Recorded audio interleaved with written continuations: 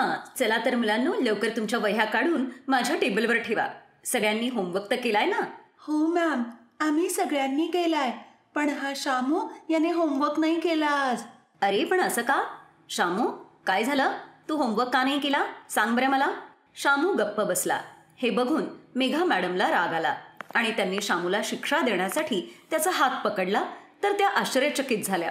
त्या शामूला म्हणाल्या, अरे शामू, तुझ्या हाताला काय झालं? मॅम, मी सांगू?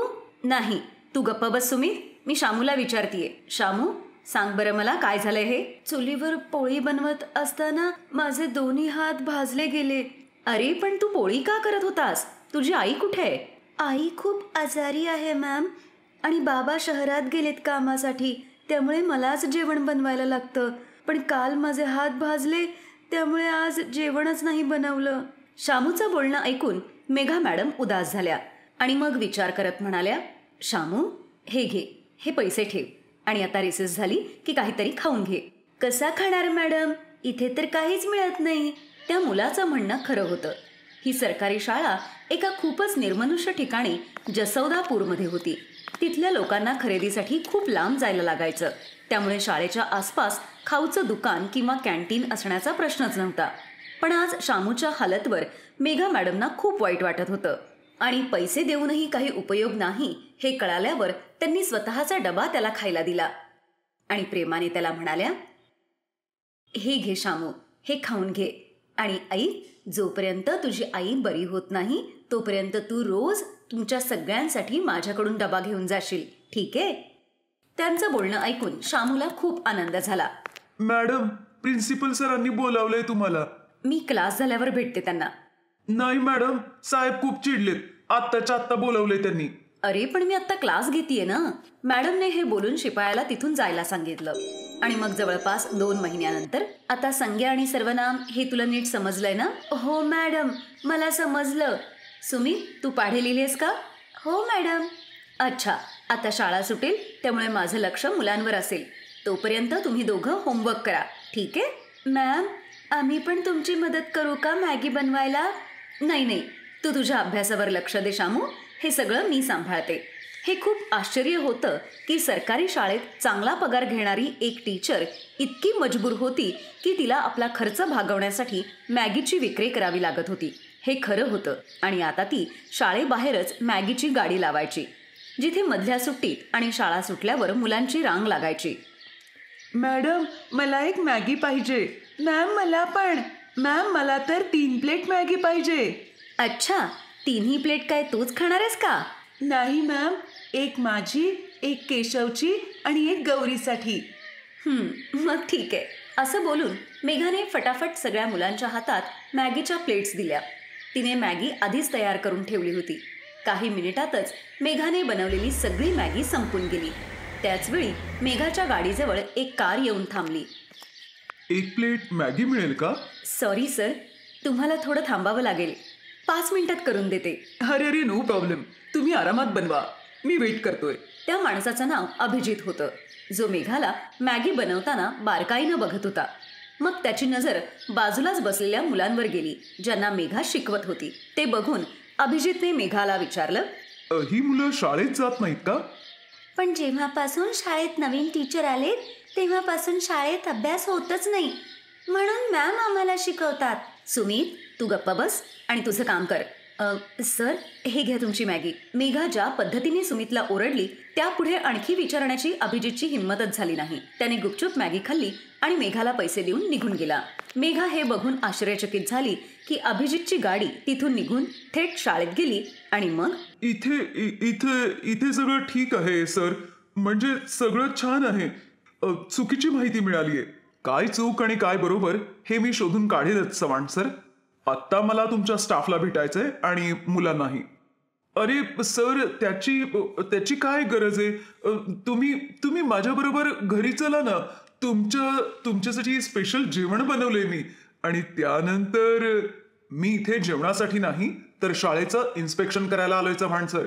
आणि तुम्ही मला माझं काम करू द्या, नाहीतर तुमच्यासाठी हे योग्य होणार नाही. खरं तर अभिजित त्या एरियामधला जिल्हा शिक्षण अधिकारी होता, जो शाळेच्या इन्स्पेक्शनसाठी आला होता. काय? तू हे खरं सांगतोयस? त्या मॅगी विकणाऱ्या इथे टीचर होत्या, पण त्यांना नोकरीवरून कोणी काढलं आणि का?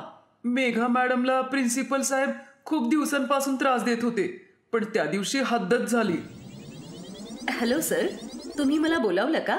मी अर्धा तास आधी बोलावलं होतं, पण तुम्ही आत्ता आलात. हां, तुमचा हाच बेशिस्तपणा तुमची नोकरी घालवेल, मी सांगून ठेवते तुम्हाला. सर, मी तेव्हा क्लास घेत होते. मुलांना सोडून इथे येणं म्हणजे बेशिस्तपणा नाही का? एनिवे, तुम्हाला काही बोलायचं आहे का? मी तर खूप वेळा सांगतो, पण तुम्ही ऐकता कुठे? हे बघा मेघा मॅडम, सरळ सरळ ट्रान्सफर मान्य करा, नाहीतर... मी पण तुम्हाला खूप वेळा सांगितलंय सर, मी इथून कुठेही जाणार नाही. तुम्हाला तुमच्या नातेवाईकांना इथे आणायचंय तर दुसऱ्या मार्गाने आणा. इथल्या मुलांना माझी गरज आहे आणि त्यांना सोडून मी कुठेही जाणार नाही. मेघा मॅडमनी ऐकलं नाही आणि मग साहेबांनी त्यांच्यावर चोरीचा आळ घेऊन त्यांना नोकरीवरून काढून टाकलं. अरे पण असं कसं? चोरीचा पुरावा तर पाहिजे ना. आणि मेघाने या प्रकाराची तक्रार का नाही केली? मग कसं करणार? प्रिन्सिपल सरांनी डोकंच तसं लावलं होतं. शाळेतून कम्प्युटर स्वतः चोरी करून मेघा मॅडमच्या घरी ठेवले आणि गावातल्या काही लोकांना पैसे देऊन साक्षीदार उभे केले.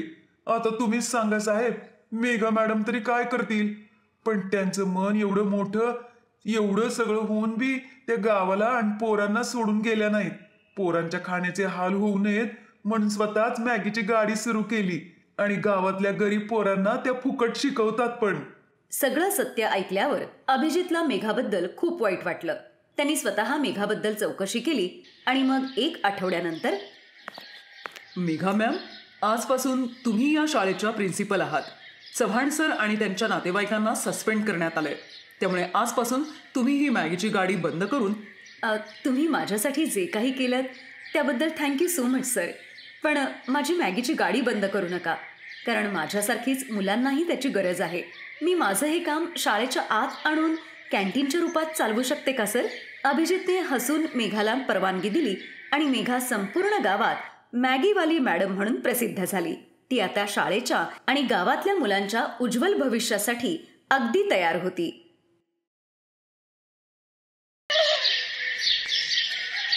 सुमन दिल्लीमध्ये राहत होती. तिच्या वडिलांची चॅटची गाडी होती. सुमनही या कामामध्ये तिच्या वडिलांची मदत करायची. बाबा, हे बघा, पुऱ्या पण तयार आहेत आणि याचं पाणी सुद्धा तयार झालंय. फक्त गोड पाणी तुम्ही बनवा. मी तिखट चटणी बनवलीये.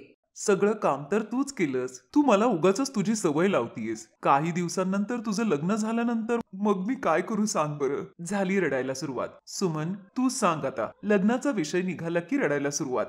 मी तुम्हाला सोडून कुठेही जाणार नाहीये. मला लग्न वगैरे काही करायचं नाहीये. मी पण तुमच्याशिवाय आणि आईशिवाय नाही राहू शकत.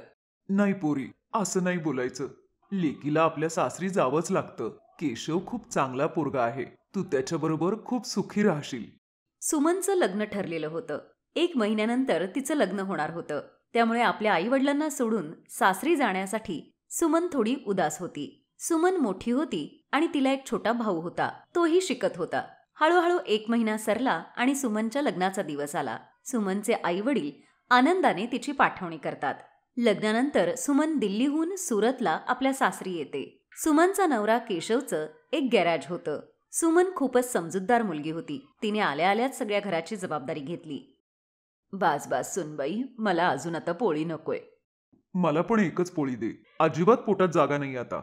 इतकं छान जेवण बनवलंयस तू. रोजच्यापेक्षा 1 पोळी मी जास्तच खाल्ली आज. मग काय झालं आई, 2 घासांची तर पोळी असते माझी एकदम छोटी. आता मी आलीये ना, रोज तुम्हाला असंच माझ्या हातचं गरमागरम स्वादिष्ट जेवण खायला मिळेल. तुम्ही काही कारण देऊ नकात मला. आमचं तर नशीबच उजळलंय म्हणायचं सुनबाई. तुझ्यासारखी मुलगी आम्हाला सून म्हणून मिळाली. सुखी राहा तू. अहो, मी तुमचा डबाही पॅक केलाय. हे घ्या, मी 2 मिनिटातच येते. ठीक आहे, मी तोपर्यंत बाहेर माझी मोटरसायकल काढतो. आई, अजून काय किराणा सामान आणायचंय? बस, हे जेवढं लिहून दिले ते आण. बाकी तुला जे काही हवं असेल ते घे. ठीक आहे, मग मी जाऊन येते. सुमन केशव बरोबर मोटरसायकलवर बाजारात जाते. सुमन, तू म्हणत असशील तर मी गॅरेजमध्ये नंतर जातो. तू एकटी सामान घेऊन कशी काय जाशील? अहो, तुम्ही काळजी करू नका, मी रिक्षाने येईन घरी. केशव सुमनला बाजारात सोडतो आणि तो गॅरेजमध्ये जातो. पण पुढे त्याच्या मोटरसायकल समोर एक मोठा दगड येतो आणि त्याच्या मोटरसायकलला अपघात होतो. तो त्या मोटरसायकलवरून खाली पडतो आणि त्याला खूप लागतं. सुमन तेव्हा बाजारातच होती.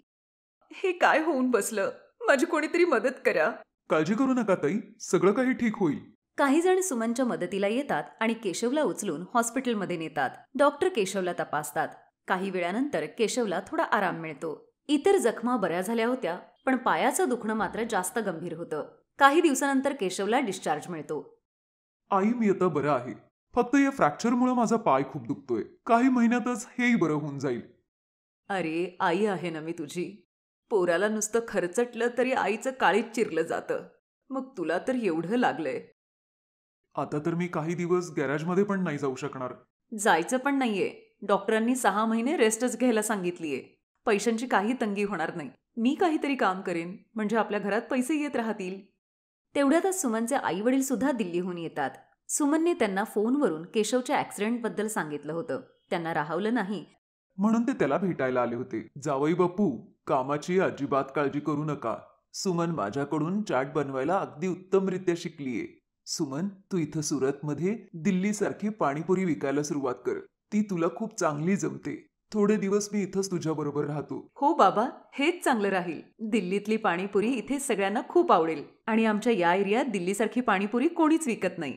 जावई बापू, तुम्ही आता कसलीच काळजी करू नका. आम्ही दोघंही थोडे दिवस आता इथेच राहू. धन्यवाद आई. धन्यवाद बाबा. तुम्ही मला खूप मोठा धीर दिलाय. अशी सून आणि असे व्याही खूप नशिबानेच मिळतात लोकांना. सुमनच्या सासूच्या डोळ्यात पाणी येतं. केशवलाही आपले सासू सासरे आल्यानंतर खूपच धीर मिळाला होता. सुमन आपल्या वडिलांबरोबर पाणीपुरीची गाडी लावते, ज्याच्यावर लिहिलेलं होतं दिल्लीवाले गोलगप्पे. पाणीपुरीचे दिवाणे तर खूप लोक आहेत आणि सुरतमध्ये तर लोकांना पाणीपुरी खूपच आवडते. सुमन आणि तिच्या वडिलांनी लावलेल्या पाणीपुरीच्या स्टॉलवर लोकांची खूप गर्दी होत होती. त्यांची पाणीपुरी सगळ्यांना आवडत होती. सुमन पोरी, मला वाटतं आता आम्हाला इथून निघालं पाहिजे. तू एकटी तुझं हे काम सांभाळू शकशील. तुझा भाऊ पण तिकडे आत्याकडे खूप दिवस झालं राहतोय. फोनवर सारखा विचारतो कधी येणार म्हणून. हो बाबा, तो बिचारा एकटाच तिकडे राहतोय आणि तुम्हाला पण तुमचं काम आहे तिकडे. तुमची गाडी पण खूप दिवस झाले बंद आहे. तुम्ही इथे काळजी करू नका. मी सगळं सांभाळून घेईन. सुमनचे आई वडील पुन्हा दिल्लीला येतात. त्यांना जाऊन आता बरेच दिवस झाले. सुमन आता रोज एकटीच पाणीपुरीची गाडी लावत होती. ती रोज सकाळी उठून पाणी आणि पुऱ्या तयार करायची आणि मग बाजारात गाडी लावायची. काहीही म्हणा सुमनताई, तुमच्या पाणीपुरीचा स्वाद काही औरच आहे. माझ्या सगळ्या मैत्रिणी केवळ तुमची पाणीपुरी खायला म्हणूनच मार्केटमध्ये येतात. हो हो सुमनताई, हे अगदी खरंय. खूपच छान असते तुमची पाणीपुरी. तुमचं हे तिखट आंबट गोड पाणी खूपच टेस्टी असतं. तुमच्यासारखी लोक येऊन कौतुक करतात ना, म्हणून मला अजून जास्त प्रेरणा मिळते. हे घ्या, अजून 2 पाणीपुरी तुम्हाला दोघींनाही फ्री. हळूहळू पूर्ण सुरतमध्ये सुमनची ही पाणीपुरीची गाडी खूपच फेमस होते. आता तिला लग्न आणि पार्टीची सुद्धा ऑर्डर मिळत होती. या कामात तिची सासू सुद्धा आता तिला मदत करत होती. कुठेही लग्नाची किंवा पार्टीची ऑर्डर मिळाली की सुमन आपल्या सासूला बरोबर घेऊन जायची आणि ती तिथे स्टॉल लावायची. स्टॉलवर दिल्लीवाले गोलगप्पे असं लिहिल्यामुळे सगळ्या लोकांची गर्दी तिच्या स्टॉलवर व्हायची. सुमनने खूपच चांगले पैसे कमावले होते. मग एक दिवस सुमन केशव आणि आपल्या सासूला म्हणाली, आता तुमच्या तब्येतीत थोडी सुधारणा होतीये. मी विचार करतेय की तुम्ही गॅरेजचं काम सोडून द्या. आपण पाणीपुरीचंच एक दुकान उघडूया. आता आपल्याकडे चांगले पैसेही जमलेत. आपण काही लोकांनाही कामाला ठेवू शकतो. सुमन, तू तर माझं पूर्ण आयुष्यच बदलून टाकलंस. असं म्हणतात की एका यशस्वी पुरुषाच्या मागे एका स्त्रीचा हात असतो, पण तू माझं पूर्ण आयुष्यच बदलून टाकलंस. तुम्हाला दोघांनाही माझा आशीर्वाद आहे. केशव आणि सुमन बाजारातच भाड्याने एक दुकान घेतात आणि त्या दुकानात त्या दोघांबरोबरच इतर काही माणसंही त्यांनी मदतीसाठी ठेवली होती. असं म्हणतात की प्रत्येकाच्याच आयुष्यात चढ उतार येतो, पण आलेल्या परिस्थितीला न घाबरता तिचा सामना करतच आपलं आयुष्य आपण आनंदाने घालवायचं असतं. जो व्यक्ती आपल्या संघर्षाबरोबर लढाई करतो तोच उंच शिखरावर पोचतो. जसं सुमनने केलं. ती आलेल्या संकटांना घाबरली नाही, तर आलेल्या संकटाचा तिने सामना केला. Best buddies. हॅलो मित्रांनो, हा व्हिडिओ पाहिल्याबद्दल धन्यवाद. जर तुम्हाला हा व्हिडिओ आवडला असेल तर कृपया लाईक, सबस्क्राईब आणि कमेंट नक्की करा. आणि हो, शेअर करायला पण विसरू नका. अजून असेच मजेदार व्हिडिओ पाहण्यासाठी खाली दिलेल्या घंटीला दाबा. बघत रहा बेस्ट बडीज.